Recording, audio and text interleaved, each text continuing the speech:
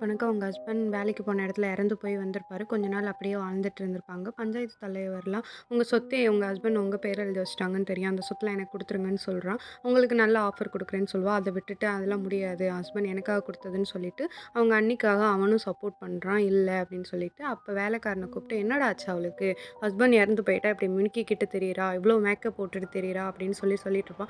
ஆமாங்க இங்க என்னென்னமோ நடக்குது. திடீர்னு யாராரோ வராங்க. யாராரோ குழந்தைங்கலாம் சவுண்டெல்லாம் கேட்குது. ஒரு நாள் நாய காணோம் நான் தேடி போயிட்டுருந்தேன். தேடி போகும்போது ஒரு சவுண்ட் கேட்டுச்சுன்னு பார்த்தா, அந்த அம்மா உட்காந்து நாய கடிச்சு சாப்பிட்டுட்டு இருந்துச்சு. இப்படிதான் ஏன் அடிக்கடி அந்த சைடு குழந்தைங்க சவுண்ட்லாம் அவங்க ரூம் சைடு கேட்குதுன்னு சொல்லியிருப்பாங்க. அதனால பஞ்சாயத்து தலைவர் அன்னைக்கு நைட்டே நெறைய பேர கூப்பிட்டுட்டு வந்து ஒரு வழியா அந்த பேய ஓட்டிறணும் அப்படின்னு முடிவு பண்ணியிருப்பாங்க. ஒரு சாமியாரையும் வர வச்சிருப்பாங்க. சாமியார வர வச்சு சரி ஓகே போய் என்னாச்சுன்னு பார்க்கலான்னு சொல்லி போகும்போது இந்த வேலைக்காரன அனுப்பிடுவாங்க. அவன் அடிச்சு அனுப்பிச்சு விட்டுருப்பான். அவன் பயந்துட்டு ஓடியாந்து "என்ன விட்டுருங்கய்யா" அப்படின்னு சொல்லுவான். சாமியாரும் போவான். அவனையும் அடிச்சு அவ அனுப்பிச்சு விட்டுருவா. அவ சவுண்டு மட்டும் கேட்கும்.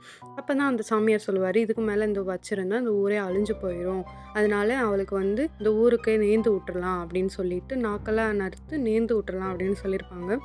அதனால ஓகேன்னு சொல்லிட்டு எல்லாத்தையும் பரிகாரம்லாம் பண்றாங்க. நாக்கெல்லாம் அறுத்து நேந்து விடவும் போறாங்க. சப்ஸ்கிரைப் பண்ணிக்கோங்க. நெக்ஸ்ட் பார்ட் பார்க்கலாம்.